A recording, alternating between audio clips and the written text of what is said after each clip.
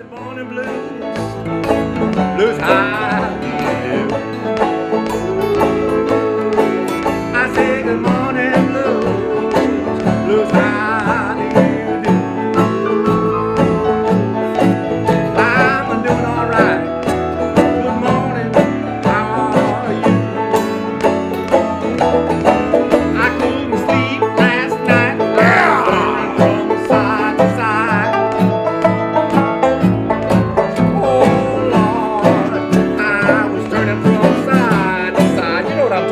I do. I wasn't sad. I was just dissatisfied. Billy, you want to do that? Take a walk now.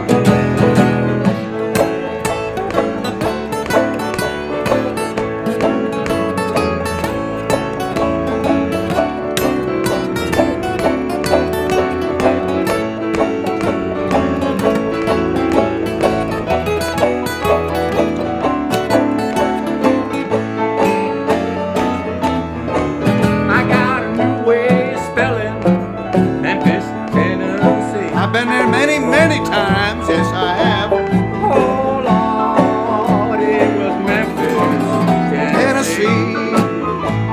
My favorite places, yeah. Double X, double Y, double U, and Z shows. No, what you got there now?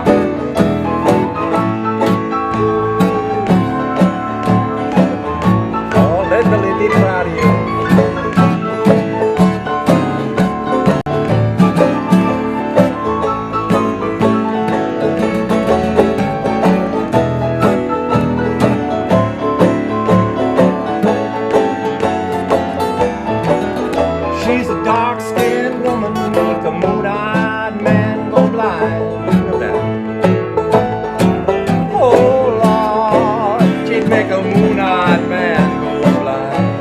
Those kind of women on my travels, I did. I love that gal, Billy.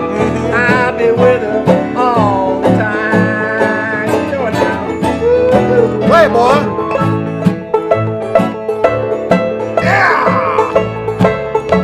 Skin it back now, skin it.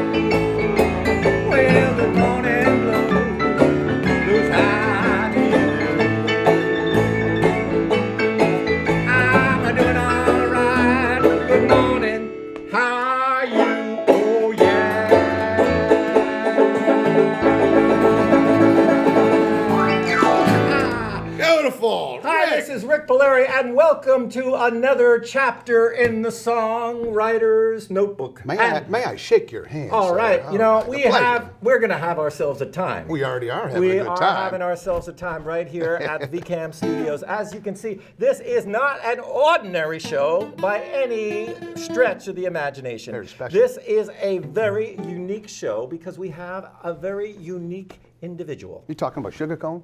I'm talking about you, Billy. Oh, thank you. So Billy Bratcher here, I've been following him on Facebook, and I see all these wonderful things that he's doing, and I said, Billy's got to come here and be a guest on the Songwriter's Notebook. It's a pleasure. So we're so happy to have you here. It's my pleasure and honor. And we're going to try to fit in an awful lot in this short half hour. We can do it. But I want to kind of turn back the clock a little bit and just, how did you start playing? I just picked up an upright bass and started doing it.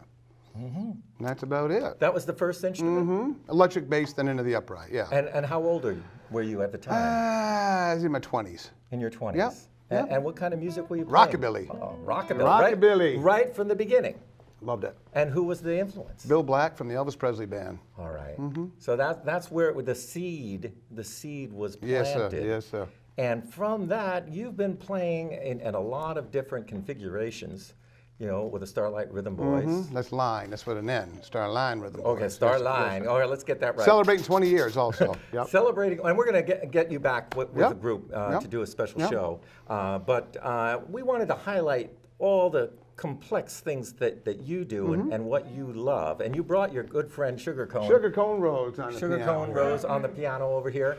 And Sugar Cone, we're going to talk to you in a little bit about your special kind of nostalgic days of playing that piano. But right now, we're going to have Billy and Sugar Cone Rose do a song for us. And what are you going to do? Well, I brought some 78 RPM records here. And a lot of our influence, Sugar Cone and myself, come from listening to these old records. Some of them are quite rare, and they've really... We should hold one of them up so that, the younger folks, Billy, some of them might not have really had an experience with these 78 records. Well, you know something? They should stay away from them, and I'll tell you why. Because it's a very expensive hobby that I've sort of gotten hooked on. And these records are very tough to find, especially the old blues records. This particular one here is Jim Jackson on the Victor record label. He did a song called I'm Wild About My Lovin', and Sugar Cone and I sat around the house one day listening to this. This is 78 RPM, 78 revolutions per minute.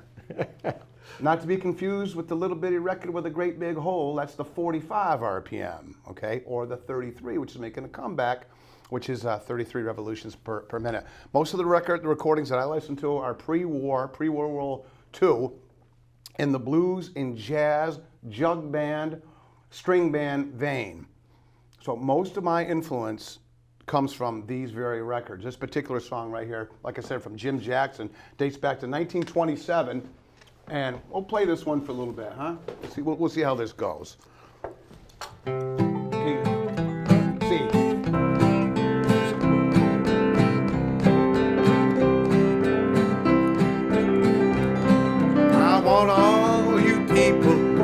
Listen to my song.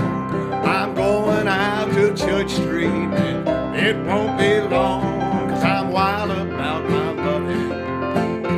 Like to have my fun. Yes, I do. If you wanna be a girl of mine, baby, bring it with you when you come. Listen up. I'm gonna tell DePonzo, he's the chief of police. The women in this here town won't let me see no peace. And I'm wild about my loving, and I'd like to have my fun. Yes, I do. If you wanna be a girl of mine, then baby, bring it with you when you come. Give me a go around, Sugar Cone.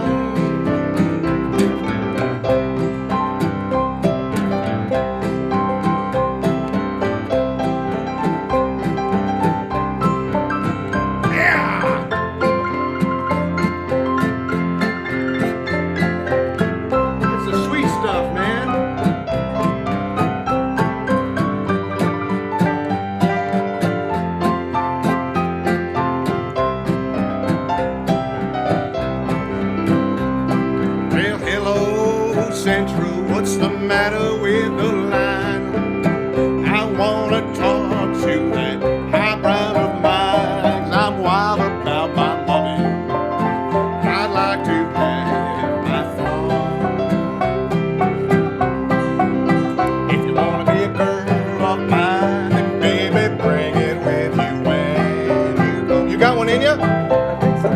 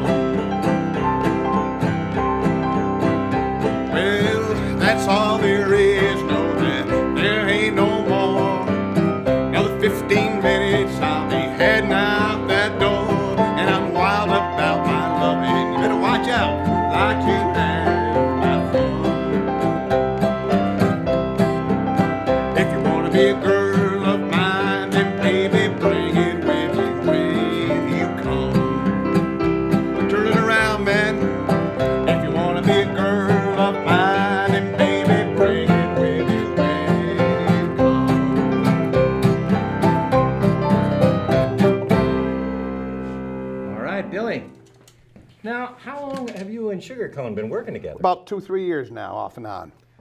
And he's a fixture. He's a fixture of the community. He's been doing this for a long time, and because we're going to try to sneak in just a little story with Sugar Cone here. I mean, I remember when I first met you, Sugar Cone, we were sitting over at the Good Times Cafe over in Heinsberg, and you were talking about how you played the piano for some silent movies. Yeah, once upon a time up at the Live 'em and Love 'em or Love 'em and Learning Center up at UVM, there was a guy that found out that I played some honky-tonk piano, and he invited me to play at the silent film series. So I think I'd seen a few of those films, you know, once upon a time, but basically what I had to do is interpret what was going on while it was going on, and using some of my pianistic tricks that I have, and changing moods and flavors and whatever else for the different scenes. I was able to do that, and it was actually a lot of fun. And I'm sure that you kind of work together in that way, because you're really kind of creating, as we can see, folks, there is a kind of nostalgia around us that I think that, Billy, you just really get into this kind of feeling of really trying to recreate a little bit of the past, right? I'd say so, but I think it's relevant today, to today as well. I think we're just trying to really put a spring in someone's step and give hope to the human heart in these negative times in which we're living in. So it's validated, by the happiness we bring everywhere we play, I think. And these are just tools to create, like you say, an atmosphere that is not just totally nostalgic. I think it's just it's something we need today, regardless of where it comes from. I am a conduit to the past. There's no doubt about it. And those entertainers from the past flow through me. They obviously through Sugar Cone, and all his things. Also, he loves the music of the pre-war era. He's not even much of a Beatles fan. You know what I mean? Which I admire. Not till late in life I became one, but. Yeah, but I think that the cool thing is, like, we're looking around here, and you have this beautiful artwork that's all that you really feel this need to kind of show somebody something. Let's put on a show. Right. Let's not just sing a song. Let's put on a show. And you get it too, because I've seen your stage show. You don't skimp on clothing, and I think that's what the problem is. A lot of entertainers, they come out these days, and no offense, because there's some of them, these young guys are my friends, but I don't understand the mesh baseball hats and the torn up jeans. It's just not where I come from. It's just not my cup of tea. Well, I had the pleasure of interviewing Manuel down in Nashville. Great clothes maker. And, he was explaining to me that, the whole idea was that in the old days, when these country western folks were out there playing, they were playing for very poor folks. Mm-hmm. And they wanted to show them respect by dressing up for them. Yep. And creating a different kind of reality. Yeah. Than the reality that they had to live in all the time. They needed a fantasy. They needed something to take them away. And you talk to people like Marty Stewart, and Marty said, when the Ernest Tubbs bus came into town, the world went Technicolor.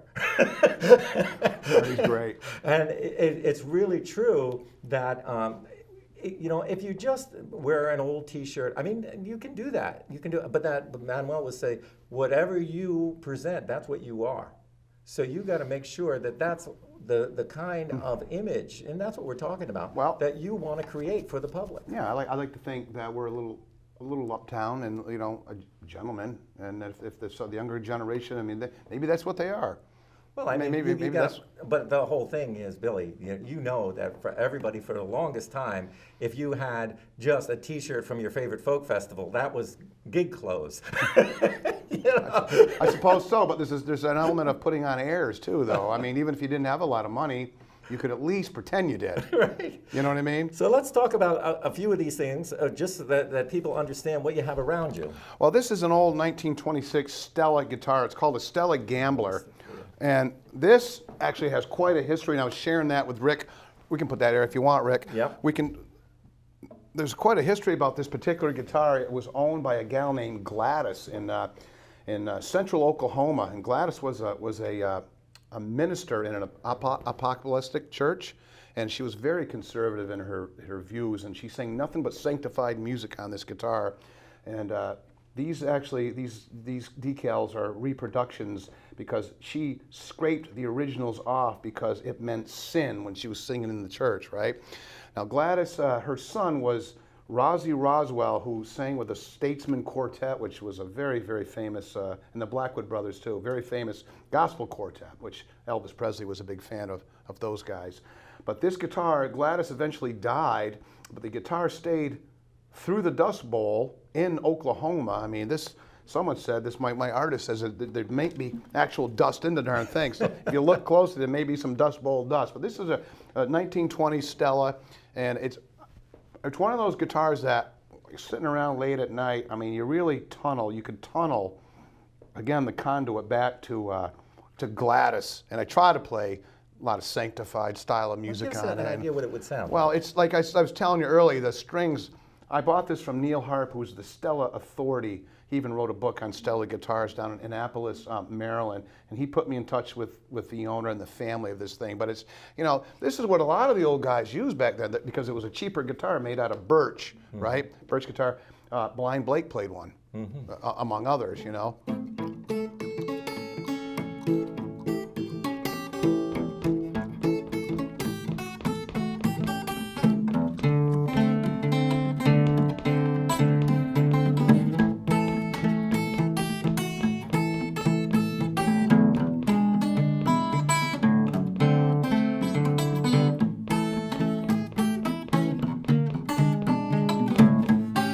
That kind of deal. It's just a different sound. It's a more mellow sound. It's got light strings on it, so I'm not going to put nothing heavy on it. So the bridge, this guitar has been gone through. It's been refurbished, if you will, but it's got the original tuners and all the original this and that, with the exception of this. It had a light overspray, but this is a very historical influence, and I got its little baby brother here. This is a Stella Gambler ukulele. Would you call this a soprano uke? Yeah, This is from the same era, and you can see this in the Stella book also, these two. These were probably sold at Sears Roebuck back in the 20s, the early catalog places. And they were made in New Jersey, if I'm not mistaken, at the time. The Oscar Schmidt Company. The Oscar Schmidt Company out of New Jersey. Yeah. So I can't imagine there are too many of these in the country. No, the match set is really this may be the only match set. Neil Harp said these are ridiculously hard to find. Yeah, I mean, folks, you don't realize how difficult it is to find instruments like this, and to have two of them that match like this is incredible. Yeah. So, Billy, I'd like you to demonstrate how that piano and your guitar style works together, as far as one of those kind of classic. Are you doing a ragtime, or what were you going to plan? Well, we can just do a little. I learned also a lot of the material that I learned not only comes from the old 78s, but a guy who also reached back to those days of 78s, Leon Redbone, who's one of my, I don't want to call Leon, he's not really a modern artist necessarily because he's retired now, but he was an artist that I looked to when I first started getting into the ragtime style. He was. I remember seeing his records in my friend's record collection back in the 70s, and amongst all this punk rock stuff, there was these two Leon Redbone records, and I kept on going back to those two records and pulling them out and listening to them. And he was doing, shine on, harvest moon up in the sky, right? That guy had, to me, Leon Redbone had more guts than anybody on the scene in the 70s, because you're talking about a guy that's doing Shine on Harvest Moon in the middle of punk rock, rock and roll, Rolling Stones, stadium rock, and this guy stuck true to his roots. He'd go out in these clubs, and regardless, I know it couldn't have been easy all the time. No. There's no way it was easy for him. He stuck with it, and he became well known. His music was used in a lot of commercials. Yeah. And that's why a lot of people know him, and his white suit, and just his persona was so striking that you could not help but to look. Right. You had to look. Yeah. Whether you liked it or not, man, you were going to look. Exactly. And that's what he got. But we don't have a lot of time, so I want you to get this in. I would say that this is a song that was first done by Lonnie Johnson.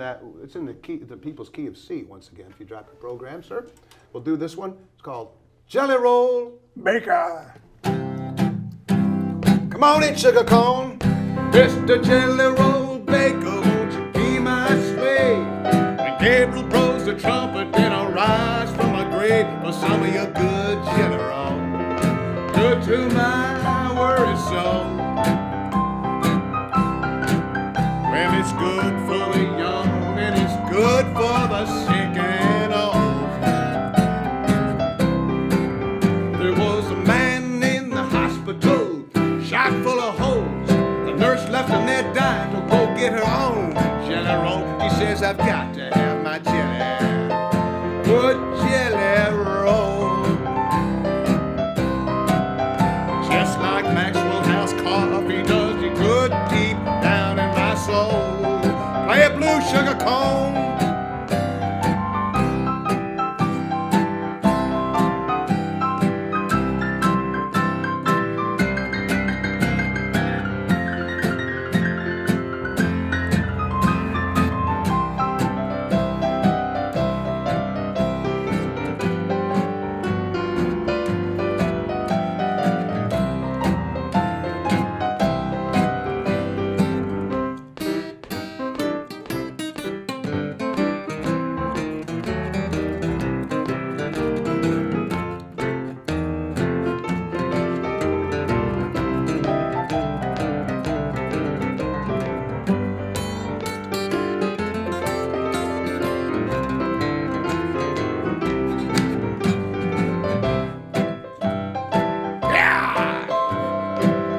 This don't care what ails you, I don't know what will.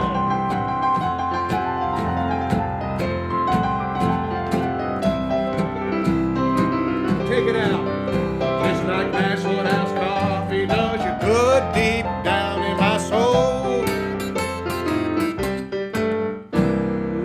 Edited version. We're just having some fun here. I'll tell you, Billy. You know, hate the when thing we're going to try to squeeze a lot of stuff in, so we're going to talk about your bass. Oh, we got to do that. I'll tell you what. Yeah, watch yourself when you get up because you're all I connected. got a lot going on here. And again, once again, Let's just move that chair Yeah. out of the way. Now, there. now, Whoop. He's all caught up Yeah, here. it's all He's right. all caught up in his I'm all work. tied up. He's all tied up. We got, again, I'm finding a lot of the historic reference to my style off of these old records. And the old great bass players who I look up to have some names like Wellman Broad and Bill Johnson in particular. Bill Johnson and his Louisiana Jug Band is one of my absolute favorites. He recorded Get the L Down the Road and Don't Drink It In Here on the Victor record label. It's one of my favorites. I have it in the box down there. And I meant to bring a player so we could play some of these records, but management said we didn't have enough time to do it, so we're going to play a little bit of live stuff right now. How about we just give a sample of the bass style, which started in the slap bass style really started in some of the dance bands. The Gene Goldkett Orchestra was one. And then it moved into New Orleans style music with Celestins, and we had Pops Foster and Wellman Broad. And back then they were just doing what's called a 2/4 time signature. It was just kind of they were taking the place of the tuba, which I love the tuba. One of my favorite tuba players is Mr. Jonathan Dorn, who also made his appearance on Saturday Night Live with Leon Redbone in the mid-'70s. Jonathan's a good friend of mine, but we're going to push the tuba out of the way a little bit, just like the bass did. The bass did, I hate to say it, but the bass did push the tubas out a little bit, right? So we're going to sample a little bit of 2/4 the way it was, and then I'm going to do some more embellishments and kind of ease into slap bass playing the way it ended up, you know what I mean? So we're going to go into key of G right here. How about simple thing like Bill Bailey? You know the words to that one? No. Why don't you do the one we practiced? Which one was that? The Saints. Oh, when the Saints go, that's what I was Yeah. thinking. Yeah. Right? 2.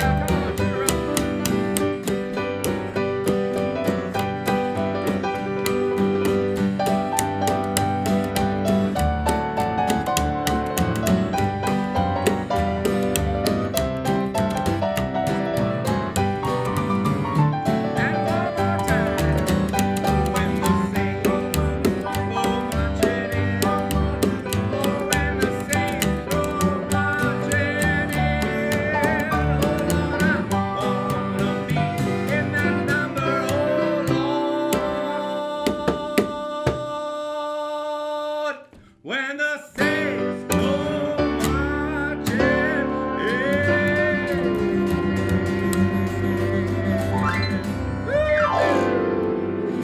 Much obliged. Thank you, ladies Thank and you, gentlemen. folks.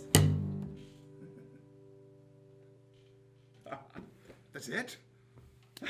That's it? Damn, that was quick. I think you got a good one in now.